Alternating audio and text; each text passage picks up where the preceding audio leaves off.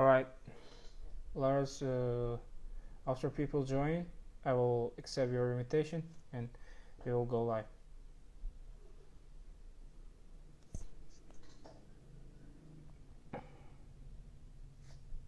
All right, we can start right now.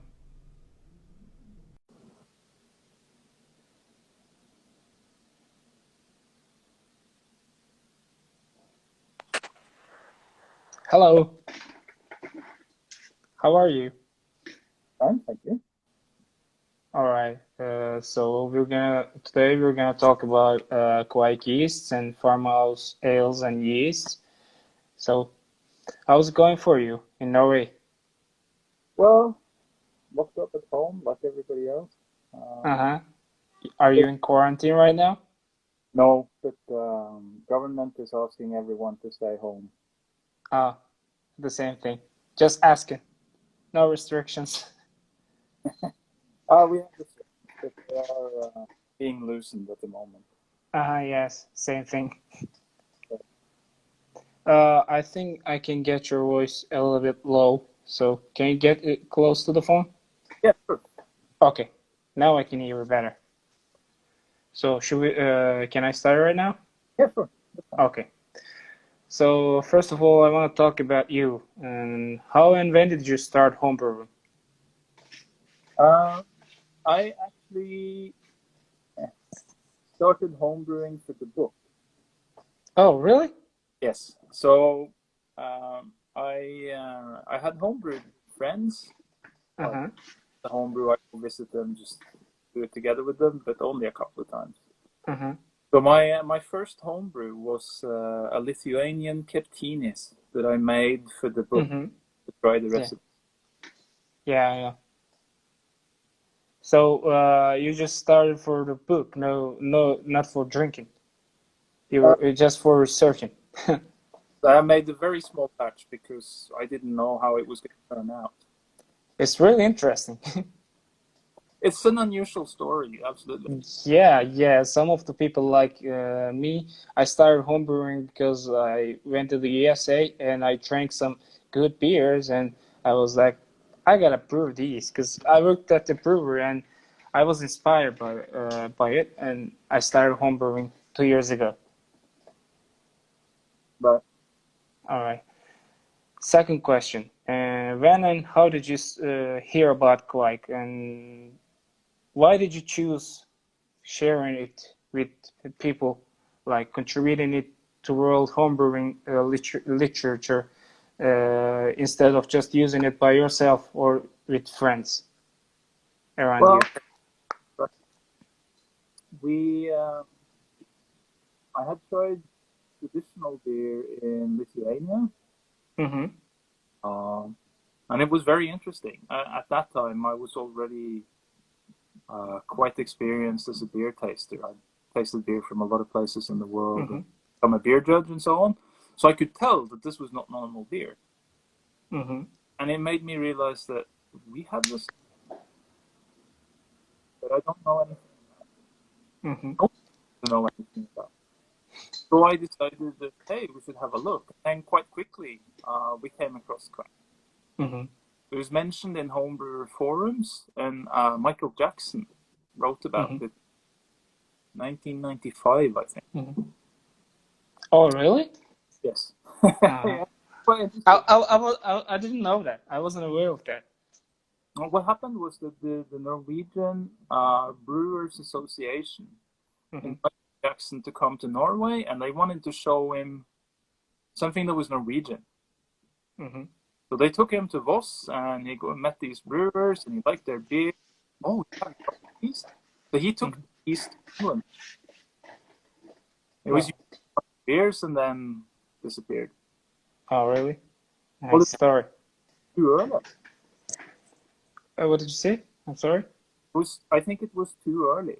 In 1995, most people were still drinking lager, and it was there wasn't the same interest in beer, and there wasn't the same. People's now is much more sophisticated Mm-hmm. than it was then. Yeah, I think like got popular like 6 years ago, right? In 2014. Depends on the country, I guess. When did you start researching about it? Like the year? Well, Which year? I started getting interested in beer roughly 2001. Uh-huh. And I started getting interested in traditional beer around 2010. Mm-hmm. Started looking for Kveik in 2013. Oh, okay. So All right. the first time I actually found some was the year after 2014. Uh-huh. All right. So, third question is, most of the people... I cannot hear you, sorry. I didn't hear you. The second part, which I didn't answer. Sorry? You asked me a question with two parts, and I answered the first. Oh, yes, sorry. Okay. So the reason I chose to share it was that, well, initially first that I was very excited about that. Mm-hmm. And second that, this yeast that I got. So Sigmund had it, his brother. That was it. If they didn't use it, it was going to die forever. So the only way to make it safe was to share it. Mm-hmm. So that's what I did. All right. That's a good choice. Is Sigmund was Kveik is the number one? Is it because you found it first? Simple as that. Yeah. Okay. Guess the next number. Okay. So can I ask the third question right now? Okay. Most of the people ask me about this yeast being Norwegian yeast strain, and it can work at like 40 degrees Celsius. Why is that? How does it work at 40 Celsius? How do brewers keep it at that temperature? Okay, those are good.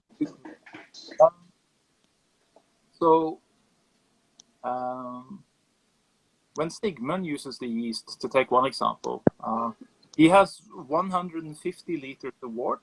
Mm-hmm. In a big tank, they has insulated. Mm-hmm. Pitches at 39, but the tank is so big and it's well insulated. So when it started, it's very strong, So it actually raises up from 39 to up 42, 43. Okay. Excuse me, but do you have a microphone or something? Like your voice keeps going and coming? Or like headphones? I have headphones. All right.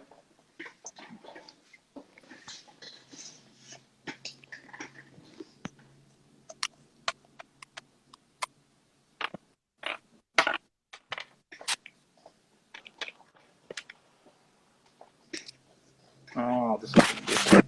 Okay. I will go and get the.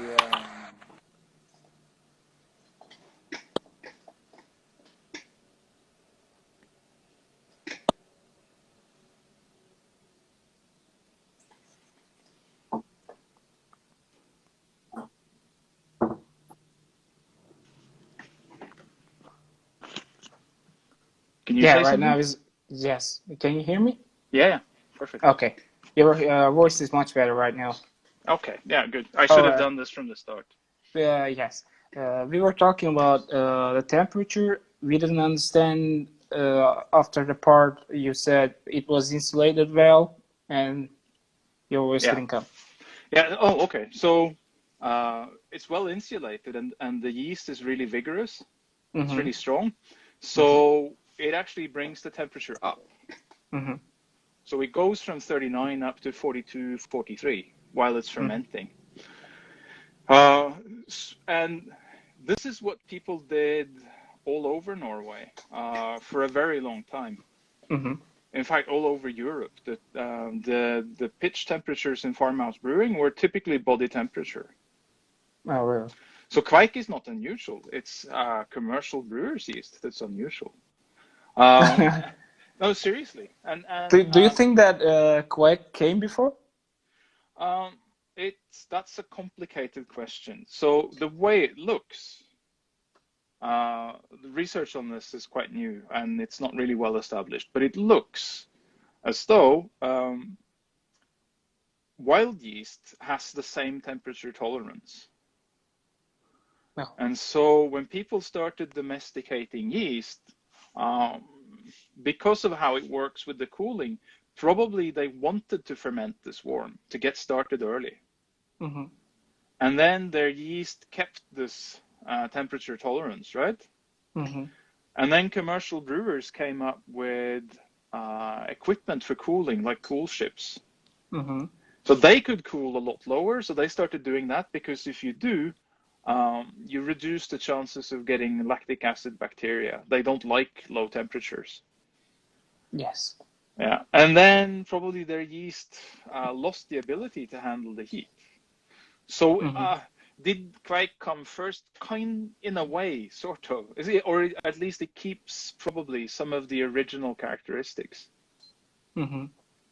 So what's interesting is in England and in Scotland, the farmhouse brewers also pitch their yeast at body temperature. Oh, Right, that's exactly. good. Yeah, So, yeah, it's interesting. So they must have had farmhouse yeast, not modern yeast.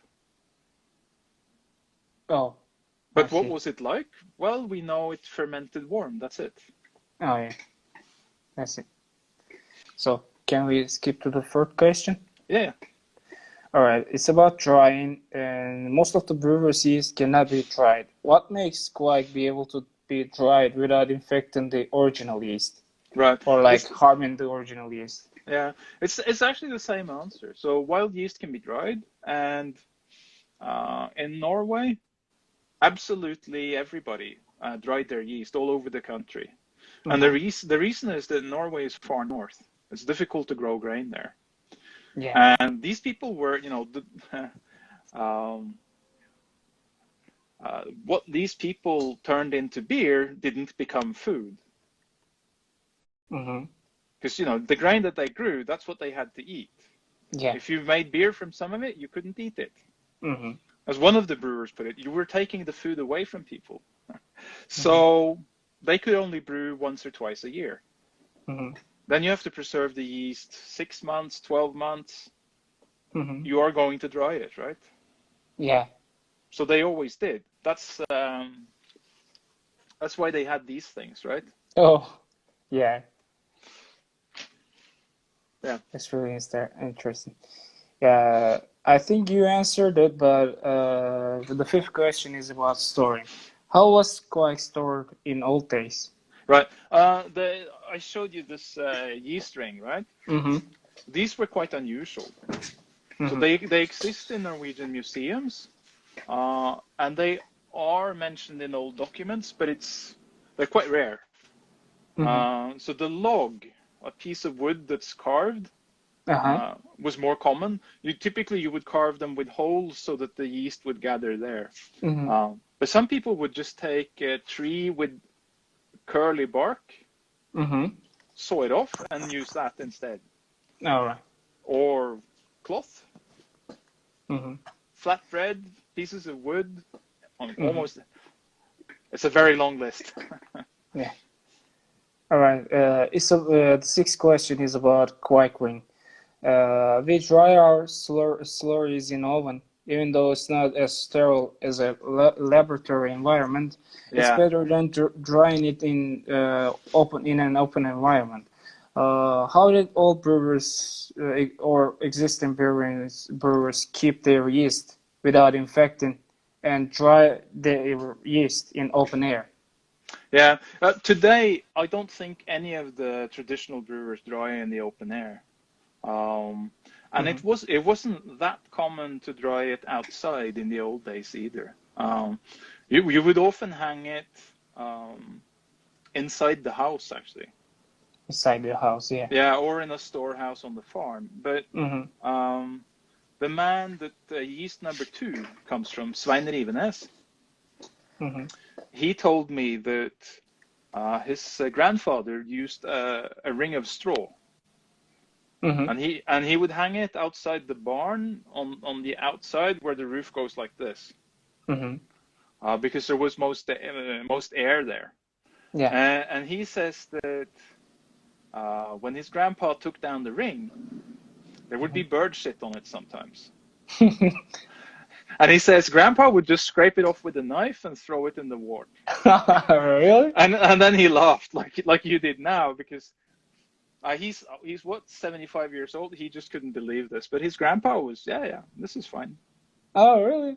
And it worked. So, yeah, really, it didn't change anything. Well, Like the bird shit didn't do anything.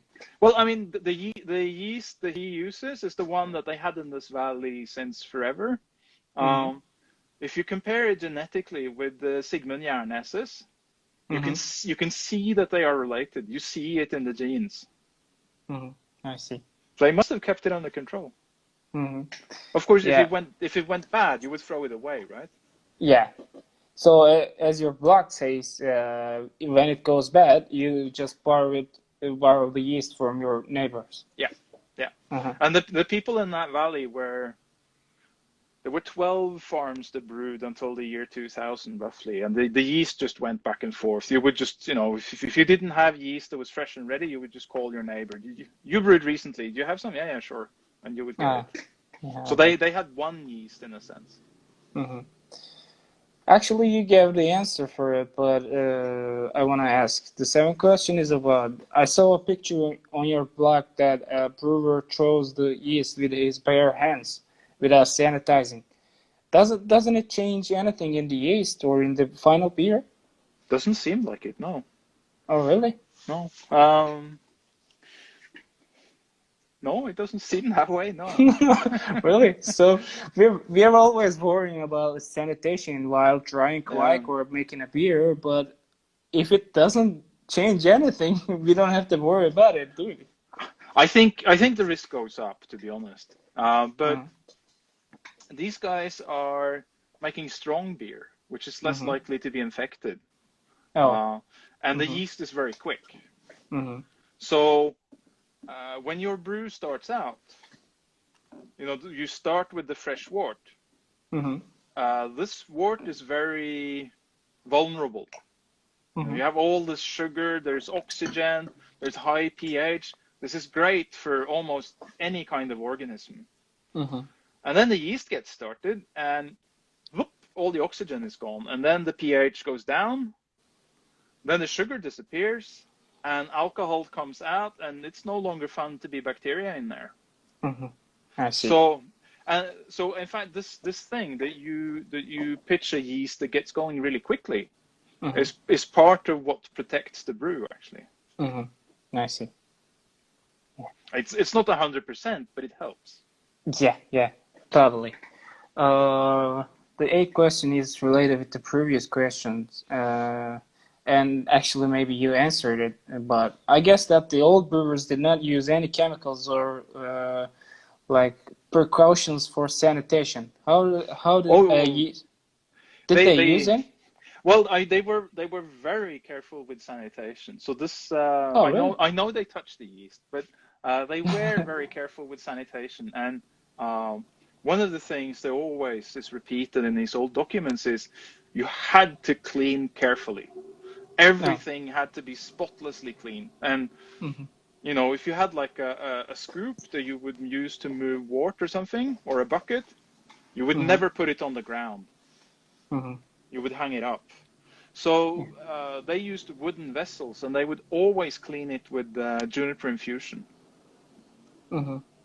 And sometimes some people were extremely careful, to the point that you take the wooden vessel, you put juniper branches on the bottom, fill it with cold water, and then you dump hot stones into it until you boil the water. So you're boiling the whole vessel. Oh, yeah. And then you've cleaned it first, and then you do it again with juniper infusion after that. So it's compared to the cleaning that the craft brewers do with steam, of their barrels. This is much more thorough. Yeah, I wasn't aware of that. I didn't know anything about it. some people was like, hey, sanitation is not necessary. Old people did not use any chemicals. Like, you can brew a beer without sanitation. I say, you can brew a beer. Yeah, you can do anything, but it's not going to be a good beer. I didn't know about this being a sanitation precaution in the old days. The more you clean, the safer you are, right? It's all about risk. Yeah. All right. Did they use the same vessel for mashing and fermentation? It depends. So if you boil the wort, then you can empty out the mash into your kettle. Then it will be boiling. This takes a while. You can clean the mash, the lauterton, and then use it for fermentation. But if you brew raw ale, where you don't boil the wort, then the moment your wort, as your wort comes out of the lauterton, you have to put it somewhere. So you need a separate fermenter because you don't have this boiling storage in between. I see. So that's varied. But in Voss, where they boil, they usually use the same vessel. I see. Okay. Yeah, I will serve myself a beer, by the way, since I see that you have one. Okay, I'm having a barley wine. Okay, I reserved this one for the live broadcast. Okay. So this is this is Norwegian Vossøl. Oh, really? So the same style of beer that Sigmund Gjernes makes. Oh. Served in the traditional bowl. Yeah. Kindly given to me by this brewery, Bygland. Yeah. Then we can say skål. Yes, we can. Skål. I was gonna ask a question about Kveik being in Saccharomyces cerevisiae family, but you answered it previously, so I'm skipping this question. Did I? Yeah, I was gonna ask about how come it does not kill cells at temperature as high as 40 degrees, but you answered it. Yeah, okay. Okay.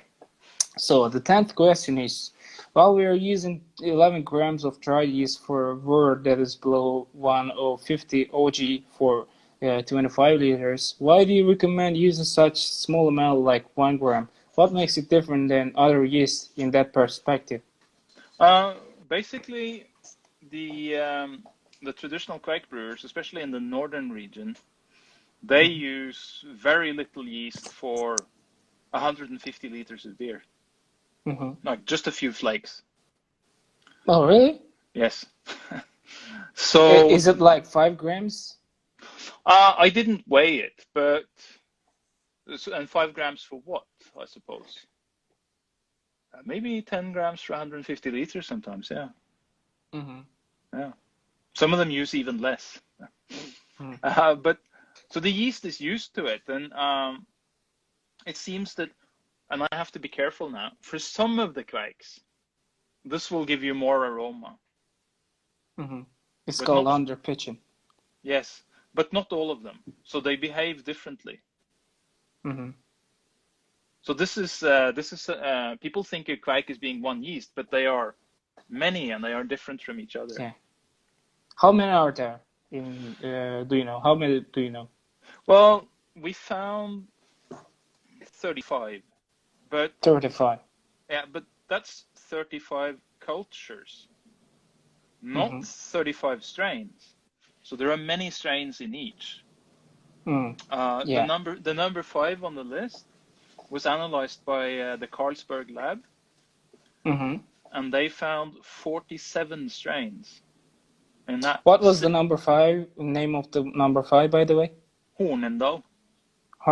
Yeah. Yeah. Most common ones. Yeah. So there was also a university in Belgium, University of Leuven. So they looked at, I think, 20 cultures, and they collected 1,500 strains. Oh, really? So now you see what I mean. It's really different. But it must be added that the strains are not present, some of them make up maybe 10% of all of the cells, and some strains are like 0.01%. So some of them dominate and make most of the aroma, and the others kind of fill in the background. So if you isolate one of the really rare ones, you might get a beer that you wouldn't like. No, really. Yes. So Like some of the strains, some of the cultures have like rubber aroma. Like if you isolate the one strain, one rare strain, you can get this aroma, right? Yes. That you wouldn't like. or you could get smoke or really weird stuff. Oh yeah. So the Proof Brouwerij in Belgium, they brewed a traditional Norwegian farmhouse ale together with a Norwegian brewery, and then they isolated the yeast into, I think, 15 strains, and then they made a beer with each of the 15. And they sorted them. So when they served this to the Norwegian guys, the Norwegian guys recognized like the first 5 or 6 is like, yeah, this is our Kveik. And then they got to the next ones like, what? This is a bit weird. And then the last ones were, woohoo. Oh, yeah, it might be different. Yeah. Yes. Do you think normal brewer's yeast contain much different strains, or like are they just one strain? Well, they used to be many strains until they were purified. So we know that, for example, the yeast that Harvey's in England uses has never been purified. It has multiple strains of Saccharomyces cerevisiae and also of other species. And this was the case for many of these yeasts, but apart from the Harvey's one, and maybe 1 or 2 more English cultures, they have all been purified into single strains now. And the shame is that until just a few years ago, the technology for separating the yeast into multiple strains was very primitive. So they would look at the yeast where there's, I don't know, 200 different strains and find 3. Oh. Yeah, is isolating the strains really hard?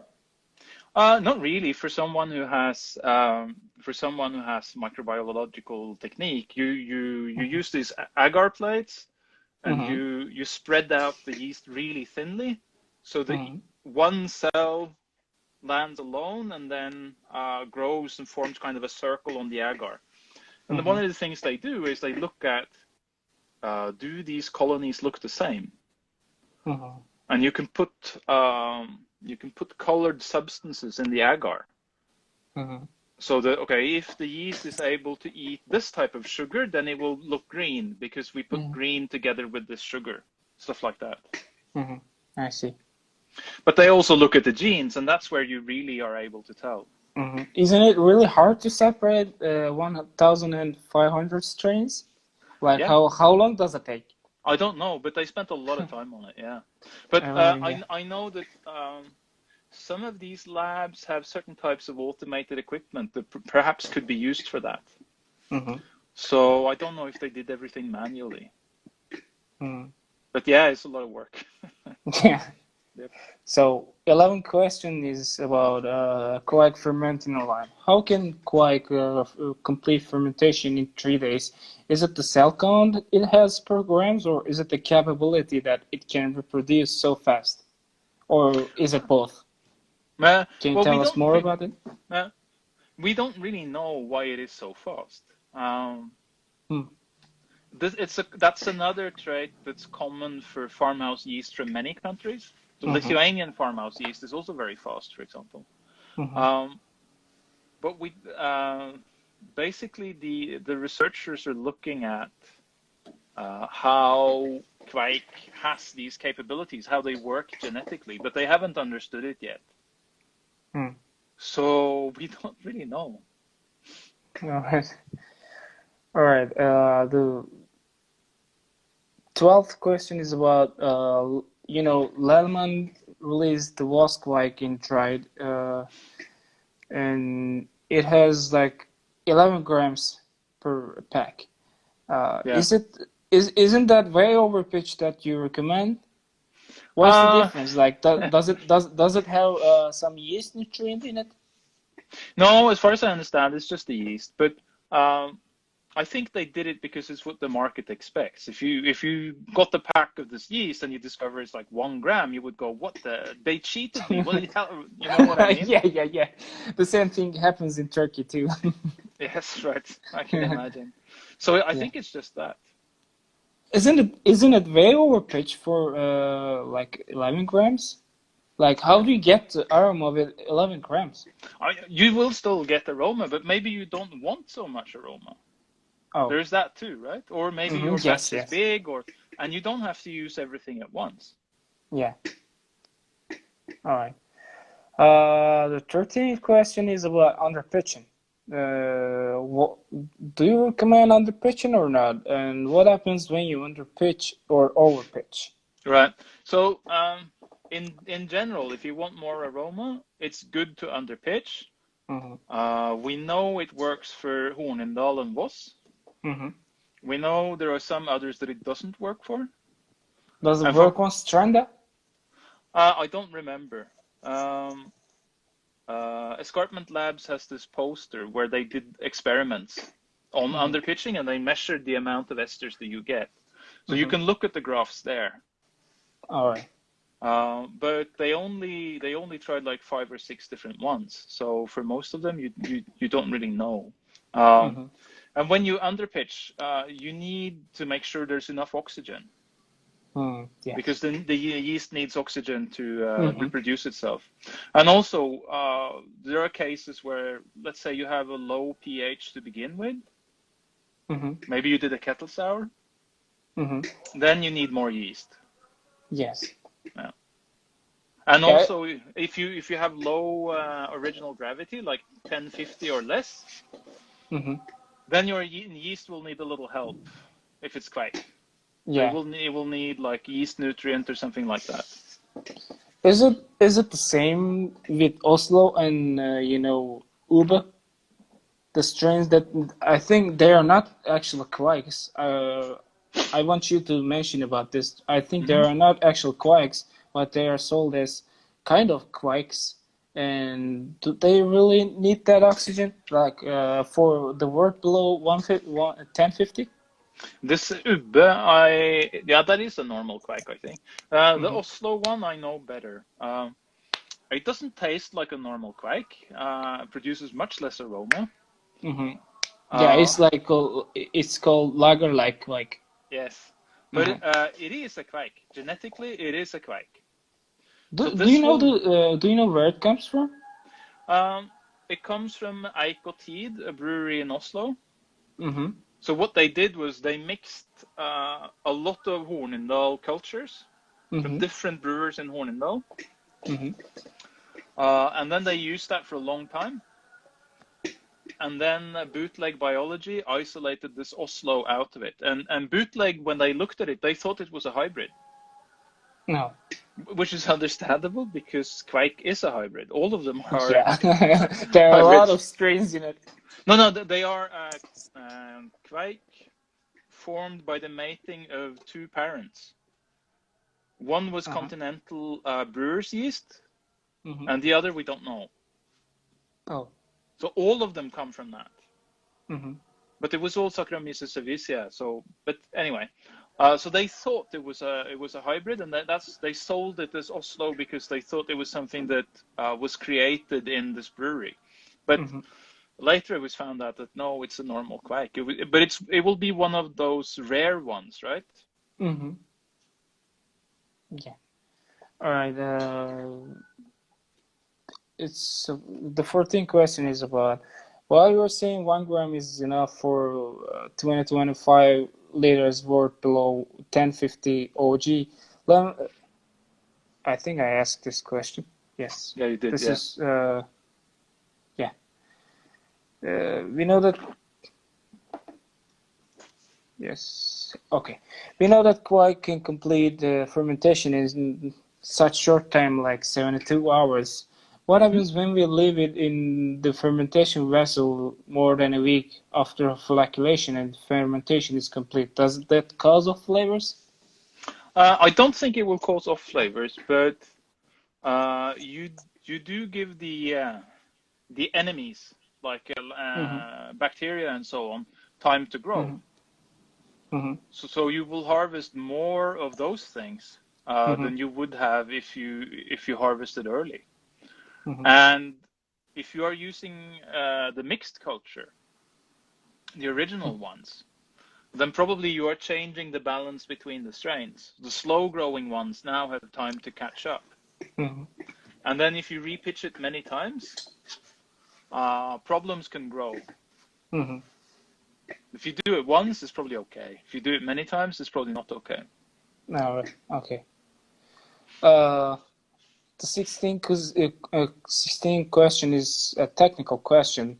I don't know if you can answer it right now, but I'm going to ask you. It's about the yeast nutrients. How should we use the nutrients? When should we use it? While using a starter, if we do, or after adding the yeast? And the other part is there any amount of ratio for that? A follower told me that Richard Price recommends 180 plus ppm of free amino nitrogen called FAN, and along with vitamins. With that calculation for a 23-liter wort below 1050, it requires 4.14 grams free amino nitrogens and vitamins. Just the way. Do we calculate it with just the weight of nitrogen or just the weight of amino acid? Can you just the weight of the nutrient? Can you formalize that? Not really. Not really. There's no real harm in putting in too much, so you don't have to be too careful about it, to be honest. The thing that's important is if your gravity is low, below 1050, then the yeast will need nutrients. But if you are making a stronger beer, you don't need it. You don't need it at all. I see. I have one more question about this. Not done though. Okay. Because if you are making cider or mead, then of course this becomes much more important because you don't have the fan free. Can you use the Kveik for ciders? Yeah. For ciders, yes, absolutely. Okay. I did that myself just to try it. It was perfectly drinkable after like 2 weeks. One of my friends tried it, like doing a wort for distilling, and it didn't work. It started with 1072 OG, and it dropped to 1048, and it stopped there. This thing with stalling fermentation can happen sometimes. And nobody really knows for sure what it is that causes it. But having enough oxygen is good. And keeping a stable temperature is also good. You don't want the temperature to drop. Oh, yeah. I see. I have one more question about the nutrients. We have nutrients in Turkey with it's for wine yeast. Can we use it for Kveik? It doesn't say anything about the zinc in it. No. It's about the nitrogen. Yeah, but it will have nitrogen and it will have the vitamins and so on. I wouldn't worry about that at all. It's normal yeast nutrient works fine. All right. There is one question from the viewers. For people like me who use sugar for priming in the bottles, do we need any special treatment for that? Yeah. It can be an issue with the Kveik that it sticks to the bottom of the bottle. It just will not ferment because now I'm done. Very high. Yes. And if that happens, then you may actually have to use carbonation yeast. Yeah. You can try stirring it up, but there is a risk that you may have to use carbonation yeast. Yeah. Okay. Like how much yeast? Like a little same as normal. Same as when you normally carbonate when the. Oh, okay. In Turkey, people normally do not add carbonation yeast in it. This is why I'm asking you. Right. Okay, for Kveik, But like yeah, but for when you buy the carbonation yeast, it will say how much to use, and that's how much to use. There's nothing special about it being Kveik. all right. It's not. We do not add Kveik, right? It's another thing. Carbonation yeast. Yeah. Okay. Yeah. What is it actually? I want to learn it. What is carbonation yeast? What's the difference? It's yeast that people use specifically for this purpose. I'm not sure what's special about it, to be honest. Like genetically or so on, I don't know. But there are yeasts that are sold specifically as carbonation yeast. I guess they have high alcohol tolerance. I think, in fact, now that I think about it, I think it's often champagne yeast. Oh, yeah. All right. The 17th question is about what's the difference between farmhouse yeast and Kveik? Is Kveik farmhouse yeast, or are they totally different? It's like Norwegians and Europeans. So Norwegians are Europeans. Kveik is farmhouse yeast, but not all Europeans are Norwegians. Yes. And not all farmhouse yeast is Kveik. So we have saison yeast. Is farmhouse yeast. We have the Lithuanian ones, the Latvian ones. We also have the Russian ones. Yeah, you recently went to Russia for yeast collecting. Yes. And there is also Eastern Norwegian farmhouse yeast, which is not Kveik. I see. All right. The 18th question is about farmhouse ales. What's a farmhouse ale? Is it a raw ale? Or is a raw ale a kind of farmhouse ale? No, it's. I would say that you can pretty much divide the world of beer in two. So you have modern beer on one side, and the farmhouse ales on the other side. So Vossaöl is one kind of farmhouse ale, but you have Sahti, you have Gotlandsdrikke, Keftinis, Lithuanian Kaimishkas, all the Russian styles, Saison, and so on and so forth. So it's the beers that come out of the ancient tradition for brewing for yourself on the farm. And they are... Is a raw ale a kind of farmhouse ale? Yes. Some of the farmhouse styles are raw. Lithuanian Kaimishkas, Estonian Koduölu, Finnish Sahti, and Norwegian Kornöl. Those are all raw. But not all of them. So this beer, they boiled it for 4 hours. Oh, really? Yes. What's the purpose for that? To get some unfermentable sugars? To get the color, the caramel flavor. That's the reason today. But historically, like they were saying, you were taking the... Sorry, we didn't hear you. Okay. This is like the guy was saying, you're taking the food away. I think it's about your connection. No, it's I have to charge. Is it okay now? Oh, really? Yeah. Yeah, so it's okay. The grain that you used for beer, you couldn't eat. So you wanted as much sugar as possible out of the grain. And what these guys in Voss figured out was, let's say that you lauter the wort and you get to 1080 or something like they want. Well, there's a lot of sugar left in the malt, right? Well, you can just keep lautering, right? Now you get more sugar, but your OG goes down. But if you can get rid of the water, you solve this problem, right? So just boil away the water. Yes. That's what they do. So they actually lose half the water. All right. Thank you. The 19th question is also about raw ale. Raw ale is a kind of beer that requires no boiling. What about the DMS level in this beer? And you say that the wort is brought to around 85 degrees Celsius and kept there like for 10 minutes to kill any unwanted bacteria, right? Well, now not 85. Typically what you was the mash it. temperature? You typically mash at 75 to 70.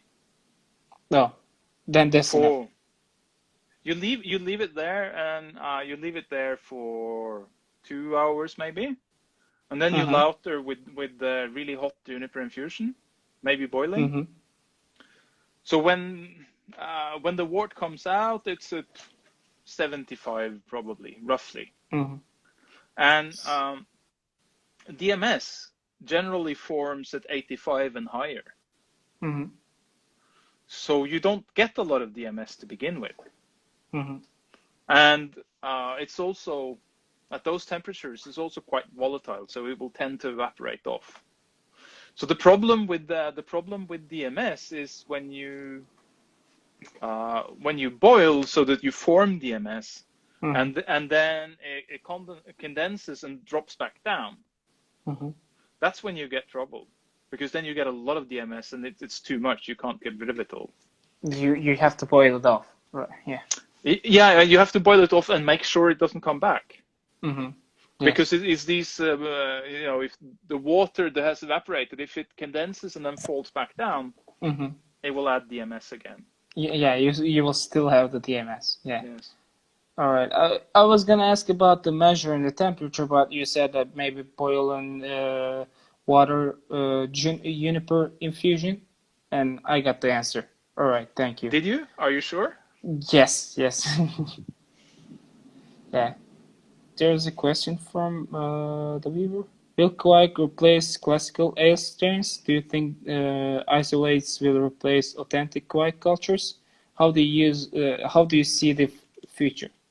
I think I can't really imagine that the existing ale strains will go away. I mean, they make a different aroma from what Kveik does. If, let's say, Fuller's were to drop their traditional yeast and switch to Kveik, it wouldn't be the same beer anymore.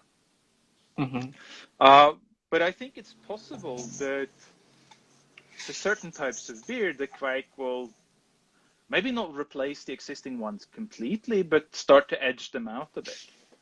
Like for New England IPA, it's kind of hard to see why you would not use Kveik. Like the strain Juggernaut. Yeah. It's typical. I think it's typically for Nepas, right? I don't know. I never heard of that. You didn't hear about the Juggernaut Napa blend? No. Oh, really? I got it know. from, I think his name was Mathis Templeman. I don't Maybe know him either. Yeah, he's from Netherlands, and the malt Miller sells that strain. Okay, yeah, well. Yeah, really? Really, you don't know about it? No. But, well, it kind of fits my point, though, that probably Kveik will start to make inroads in certain styles of beer. But I can't see it taking over completely. And I can't see the isolates replacing the traditional Kveiks with the traditional brewers. They have their cultures, and they're either going to keep those or they're going to stop brewing. Oh. Really, Yeah, they're not going to buy the yeast. I think you can get lager-like aroma with Oslo and Ube. Yeah, Why shouldn't they use them? They can ferment really fast, and they can sell a lot of beers with fermenting really fast. Why shouldn't they use it? Well, who are they? Maybe lager brewers. Would they do that? It would be kind of a complete break with their whole identity. Really? And it's not going to taste the same. If you taste the lager yeast, it's got flavors that aren't the same. So, and also, it used to take 3 months to make a bottle of Carlsberg beer. Now it takes 4 days. 4 days, really? Yes. I didn't know that. Do they use Kveik, or No. how do they do it? Do you know that? It's a lot of tricks. So they did breeding of the yeast, I think. They brew a high gravity beer because it ferments faster. Mm-hmm. And they brew under pressure. They Mm-hmm. do all sorts of tricks. And also they did things to the barley so that it doesn't produce diacetyl and so on. So you don't need the diacetyl rest. Mm-hmm. So there is actually a good story there, but I don't know the details. Oh, that's really good. I didn't know anything about it. I think this is why Carlsberg is a good beer. I love it. Yeah, okay. Yeah, They did a lot of research on this. yes. As you said, like brewing under pressure, it really requires a good technology for it. Yes. Expensive technology for it. Yes. All right. I think this is the last question. If they don't have anything, no, I have one more question. It's about the pH drop, and I'm gonna find it. Some of the people found that Kveik is really sour. Maybe not really. They feel a little sourness in their beers and pH drop. Why is that? Well, the yeast is actually the worst for that. Is the one that's in here, number 2. It even is. But we think it's related to the consumption of free amino nitrogen. That when it uses a lot of this free amino nitrogen, and the resulting what's the word, reactions lower the pH. So it has to do with the metabolism of Kveik, basically. This is not well understood, but something about the metabolism of Kveik is a little bit different. There's a whole complex of genes to do with shock resistance and metabolism that are different in Kveik. But nobody knew that until 2 years ago, and they haven't figured out how this works. So, but this is something that the group at the University of Guelph is very interested in. I see. All right. This is my last question. If they don't have any more questions, it's about your book. You published a new book that is about farmhouse ales and historical brewing techniques. Yep. Yes, that book. Can you tell us more about it and how can we get it? So I said that the world of beer is divided in 2, right? Modern beer and farmhouse ale. So this is the other half. Yes. This is my attempt to give an overview, really, of, I mentioned all of these weird styles, right? These are boiled and these are not.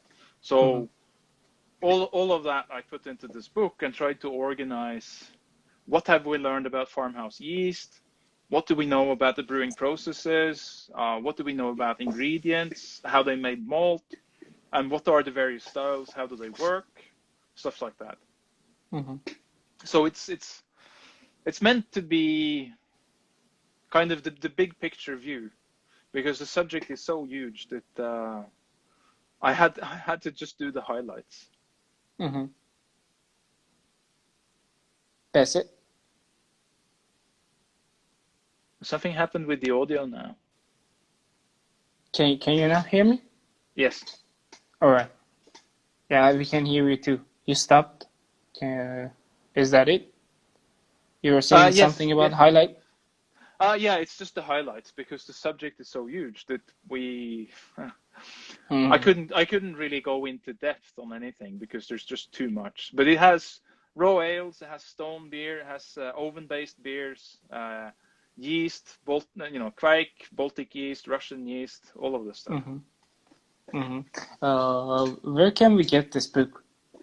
Well, I don't know the Turkish book market that well, but bookdepository.com, they have free shipping all over the world. It's probably a good choice. All right. But any online bookstore should have it. Will there be any PDFs of this book, like ebooks of this? You can get it for Kindle, and I know you can get it for this for some of the other applications as well. So on Amazon, you can just go there and buy the Kindle version this moment. Okay. All right. Yep. Okay, Lars, thanks for everything. I think we don't have any more. I have a question. Okay. So I read about Turkish boza. Boza, yeah. Yeah. Can you tell me about that? Are there still people making it?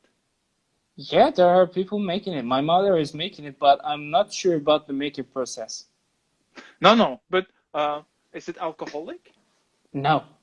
No. So it's really sour. It's really sour. My mother ferments it, but I don't know really how she does it. It's really good. It's sweet and sour, and it goes really well with I don't know the word. I got to translate.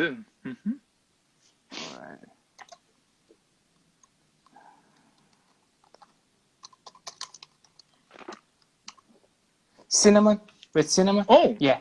Okay. It's really good with cinnamon. Okay.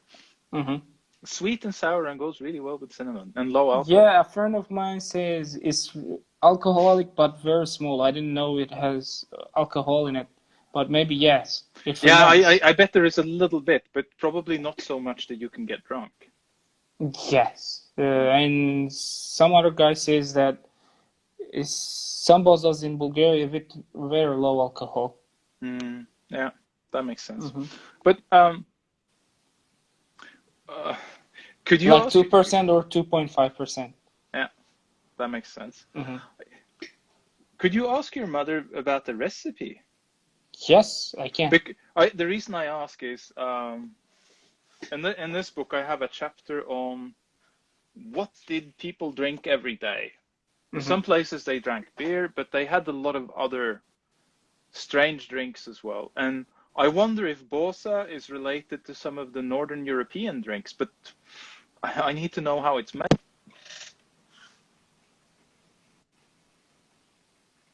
Yeah, you said you need to know how it's made, and you were continuing, and you. It's the battery again. In order to know, is it related or not, I have to know how it's made. Okay, I'm gonna learn the recipe, and I will email you about it. Yeah, perfect, great.